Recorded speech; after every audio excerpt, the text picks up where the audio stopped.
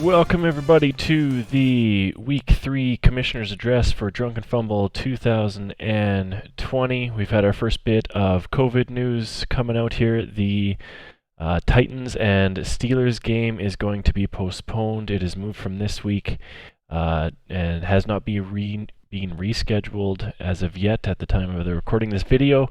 So they will not count for your Week 4. You will have to find replacement players to sub in. This is something we kind of expected rolling into this season, that there were going to be some hiccups. This is one of them.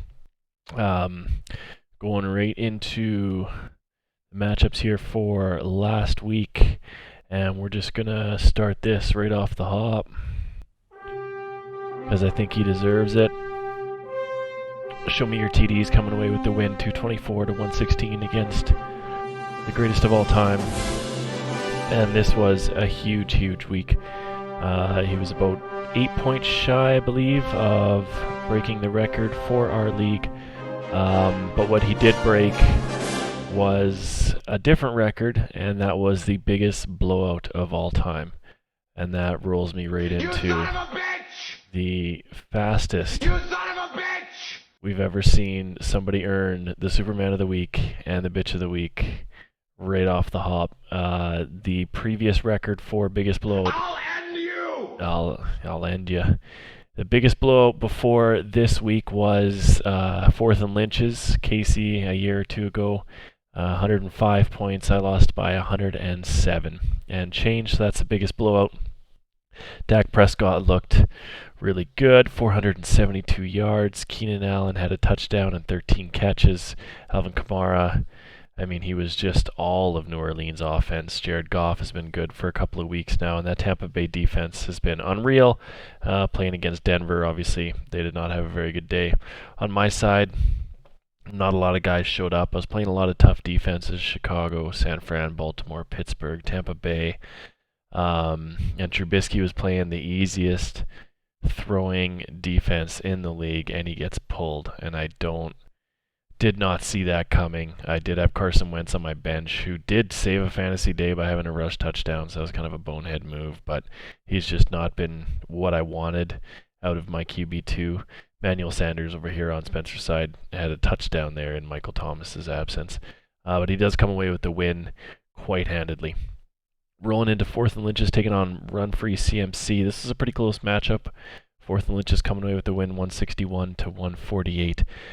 Patrick Mahomes, 4 touchdowns in the air, 1 touchdown on the ground for 40 points.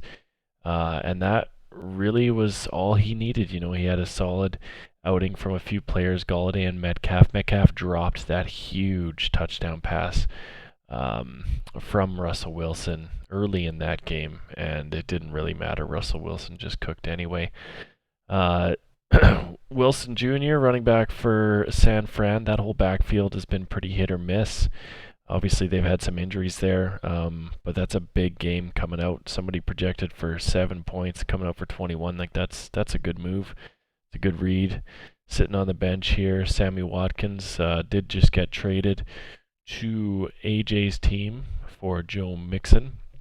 So that's an interesting trade. Obviously, Mixon has been uber disappointing, and that's kind of been the story for Bengals running backs since kind of forever. 4th and Lynch is coming away with the win there to improve to 2-1. Run Free CMC coming back down to earth a little bit, coming down to 2-1.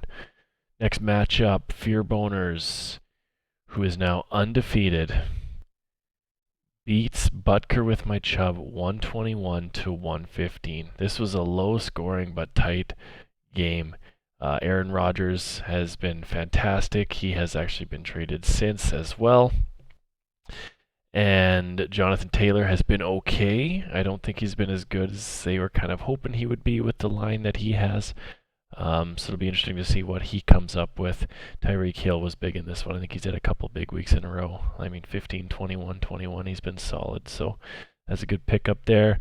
Nick Chubb had another solid day. He's had 2 good weeks now, 26 and 24 points. But just having difficulties with the Cleveland team. A lot of Cleveland on Wade's team here, and that's been detrimental. This is the other thing I want you to check out.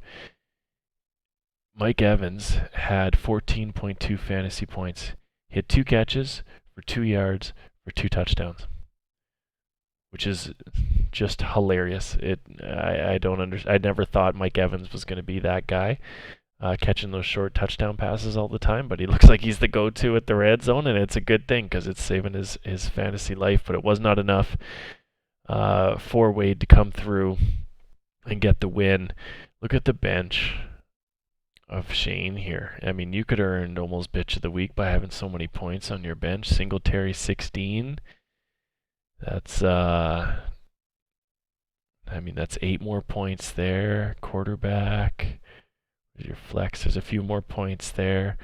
I mean, most of your players actually left points on the bench there, so it could have been a much better week for Fear Boners. Either way, he's 3-0, the only 3-0 team left in our league, and he will be in first place after the end of week 3.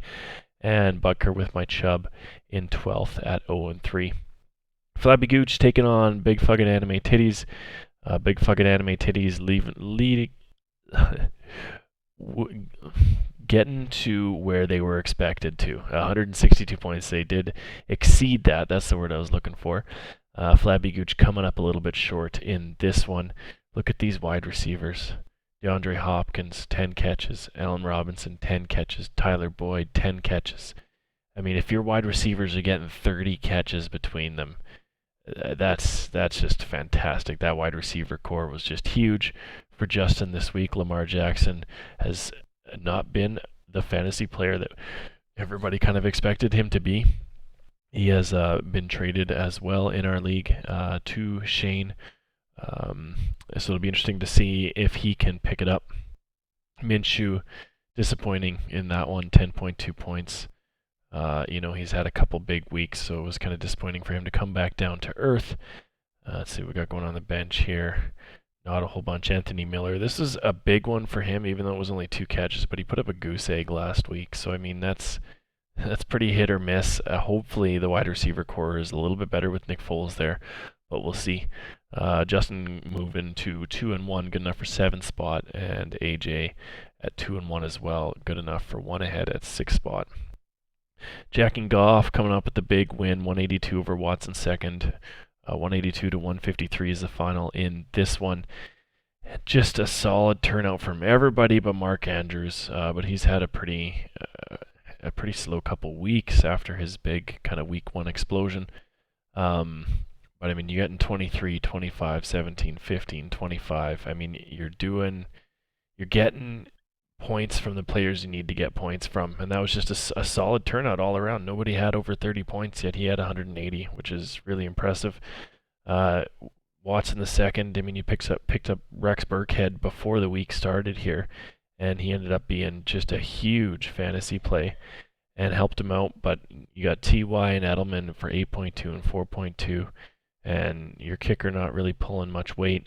It's hard to put a good week together when you got 3 players that combine for less than 20 points. Still a good score, 153 considering. So hopefully things turn around a little bit better for Jesse coming up here, as he is 0-3. Moving into Geist Baby versus Broken Johnson's. Broken Johnson's fallen short in this one, 154 to 191. Leading the way was Josh Allen once again. Look at these weeks here. He's been having 28, 34, 32. He's been throwing for 440 yards on average and 3 touchdowns or more on average. He has been unreal, not to mention the ones he's getting on the ground. Tyler Lockett, 3 touchdowns, so he might be kind of getting up in that touchdown leader role. Calvin Ridley was the one obviously that I projected to be there, did not get one this week. So that was kind of surprising with Julio Jones out, but obviously Calvin Ridley would be drawing all the wide receiver 1 coverage with Julio out. Eckler looks much better. I really hope they keep Justin Herbert in at quarterback, because that whole team improves when he is playing and Tyrod is out. But it sounds like once Tyrod is back from his punctured lung, that he will be the starter.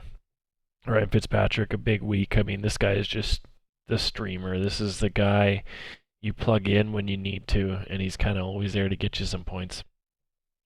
Indianapolis defense looking quite good, 13, 21, and 34 points through 3 weeks. Obviously, they're playing the Jets there, so it's a little bit easier, but they have been good so far.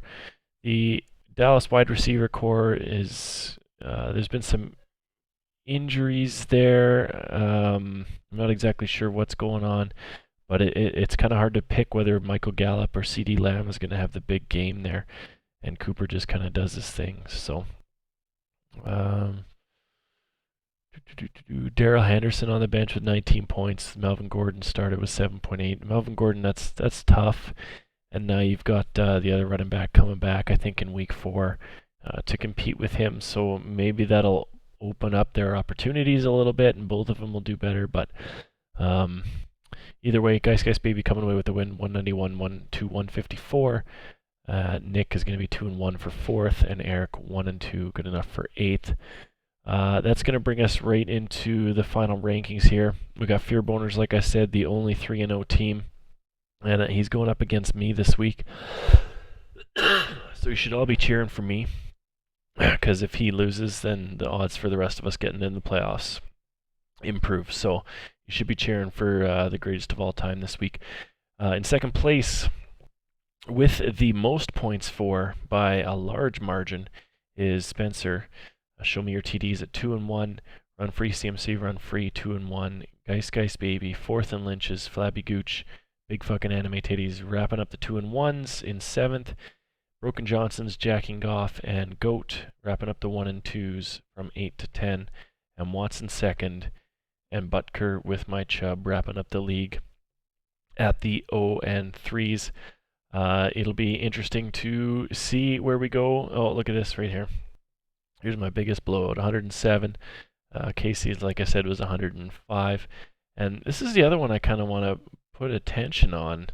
Tough defense. Over the course of the season, your defense has scored 3 TDs run by Geist Baby. So his defense has 3 touchdowns through the first 3 weeks, which is pretty impressive. And now I'm kind of curious to know who he has.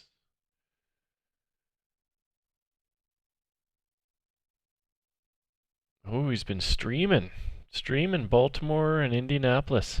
So obviously he's been doing something right in playing his defenses to get him to 2-1, especially after losing Saquon. That's going to wrap it up for the Week 3 Commissioner's Address. Good luck this weekend. Good luck tonight. All hail the Commish.